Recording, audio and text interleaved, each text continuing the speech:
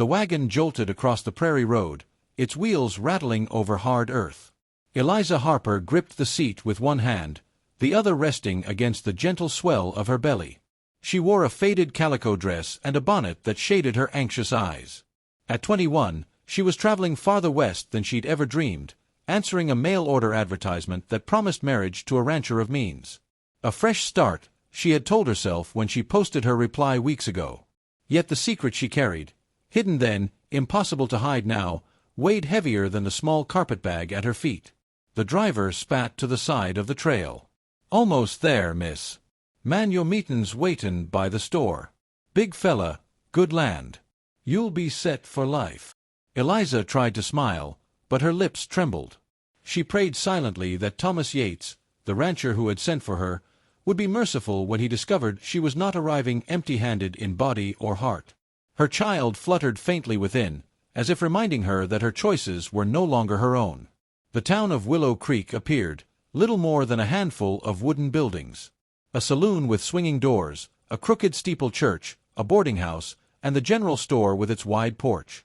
Curious townsfolk paused their errands, eyes narrowing at the sight of another bride brought in by wagon. On the porch of the store stood Thomas Yates. He was exactly as described in his letters, broad-shouldered, weathered, carrying himself like a man used to command. His hat shadowed his pale eyes, but Eliza saw no warmth there, only calculation. The wagon ground to a stop. Eliza gathered her carpetbag, stepped down carefully, and smoothed her skirt. Her heart pounded as she lifted her chin. "Mr. Yates." The man's gaze traveled over her, slow and cold. His eyes narrowed at her middle, where the swell of pregnancy could not be hidden. Silence stretched. Then his jaw clenched. "You're Eliza Harper." "Yes, sir." He looked her up and down once more, then said in a voice that carried to every ear on the street, "You're with child." Whispers rippled immediately. A woman at the boarding house gasped. Two men near the hitching post exchanged smirks. Eliza flushed scarlet. She tried to speak, words tumbling desperately. I did not wish to deceive. Circumstances beyond my control." "Circumstances?" Yates barked a bitter laugh. "I asked for a wife, not another man's mistake. You expect me to raise some bastard? To tie myself to a woman who lied before she ever set foot here?" The words struck her like stones. Eliza swayed, her knees threatening to give. "Please," she whispered. "I only hoped for. I don't want excuses." Yates stepped back as though she carried plague. "You're no bride of mine. Find shelter somewhere else." He turned sharply and strode off, leaving her in the dust. The townsfolk stared openly, their murmurs rising like a tide. Pregnant, deceived him, shameful. Eliza's eyes blurred with unshed tears. She clutched her carpetbag to her chest, humiliation burning hotter than the sun. Alone. Rejected. Again. And then, from the far end of the porch, another man stirred. He had been leaning against a post, quiet, hat tilted low. Now he pushed himself upright and walked closer. He was tall, though not as massive as Yates, his frame lean but strong. His shirt sleeves were rolled to the elbow, hands roughened by work. His face was weathered by wind and sun, but his gray eyes were steady and kind. "That's enough, Yates," he said quietly, though there was steel beneath. "You've made your point. No need to grind her into the ground." Yates scowled over his shoulder. "Stay out of it, Lawson. Ain't your business." "Looks like no one else is steppin' forward," the man replied. "That makes it my business." Eliza blinked at him, stunned. He tipped his hat politely. "Ma'am." The crowd shifted uneasily, disappointed the spectacle had ended. One by one, they drifted off. The humiliation lingered like smoke, but at least the jeering eyes were gone. Eliza hugged her carpetbag tighter. She wanted to vanish, but her feet would not move. "You've come a long way," the man said softly. "Travelin' alone's no easy thing." She nodded mutely, throat too tight to speak. He glanced toward the boarding house. "You'll need a roof tonight. But coin might be short." Her lips trembled. She shook her head faintly. He sighed, rubbing the back of his neck. "Name's Caleb Lawson. Got a small ranch out yonder. Plenty of room, more than I use. It ain't proper, I know, but it's better than sleepin' in the street." Eliza's breath caught. A stranger's ranch? Every warning in her mind screamed against it. Yet his voice was calm, his eyes held no cruelty. I would not wish to impose," she whispered. "You wouldn't." His tone was plain, steady. "I've got work needs doin', and not enough hands. You help where you can, I'll see you fed and sheltered. No strings." Her child shifted within her, as though answering. Eliza pressed a hand to her belly, fighting tears. "You are very kind, Mr. Lawson." He lifted her carpet-bag with ease. "Just decent. Which is more than some men round here can claim. Come on, Miss Harper. Let's get you out of the sun." The wagon ride to his ranch was silent but not uncomfortable. Caleb kept his gaze on the horizon, reins loose in his hands. Eliza sat stiffly, the hum of wheels and clop of hooves filling the air. What sort of man was he? Not like Yates, his rejection still echoed in her chest like a wound, but neither was Caleb effusive or falsely sweet. He was steady. At last, a modest ranch came into view. Pastures fenced with split rail, a cabin with smoke curling from the chimney, a barn leaning but solid. Chickens scattered at their approach. Caleb halted the wagon. "Ain't much," he said. "But it's home." Eliza's throat tightened. Home. A word that felt like a dream. He led her inside the cabin. The front room was simple. Wood table, stone hearth, shelves neatly kept. He opened a side door. "This'll be your room." Small, but clean sheets. She stepped inside, touched by the plain comfort. I cannot thank you enough." "Don't thank me yet," he said with a faint half-smile. "Wait till you've tried my cookin'." The unexpected humor loosened something in her chest. For the first time since her rejection, she almost smiled. That night, Eliza lay on the narrow bed, hand resting over the swell of her belly. Through the thin wall she heard Caleb moving quietly, stoking the fire, settling the house. She thought of the day, the cruel words, the humiliation, the hopelessness.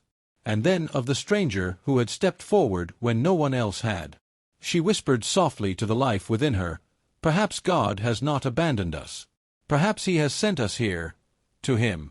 And in that fragile hope, she finally closed her eyes and slept. The morning sun broke over the prairie, casting long golden light across the Lawson ranch. Eliza stirred in the narrow bed, listening to the faint clatter of pans in the kitchen. For a moment she didn't remember where she was, only that she wasn't on the wagon anymore, and she wasn't standing humiliated in front of Thomas Yates. Then the smell of coffee drifted through the small room, and memory returned. Caleb Lawson. The man who had stepped in when everyone else turned away. She rose slowly, one hand bracing her back, and smoothed her dress before stepping into the main room. Caleb was already there, moving about with quiet efficiency. A kettle whistled softly on the stove. He glanced up as she entered. "Mornin', Miss Harper. Hope you slept." "Yes," she said softly. "Better than I expected." He set a tin cup of coffee on the table for her. A body rests easier under a roof than out under the stars. He gave a small smile that eased the tension in her chest. Eliza sat, folding her hands around the warm cup. She had expected awkwardness, perhaps pity, but Caleb carried himself with a matter-of-fact calm that made it easier to breathe. After a few moments of silence, she said, "You've done me a kindness I cannot repay." He shrugged. "Don't reckon it needs repayin'. Just seems wrong for a woman in your condition to be turned out like stock that's gone lame." His bluntness might have stung if not for the compassion behind it. For the first time in weeks, Eliza felt her shoulders loosen. The days that followed settled into rhythm. Caleb rose early, working the stock and tending fences. Eliza, wanting to earn her keep, took to sweeping the cabin, mending linens, and cooking what she could. Her hands knew housework from years of tending her late father's home, though her condition slowed her at times.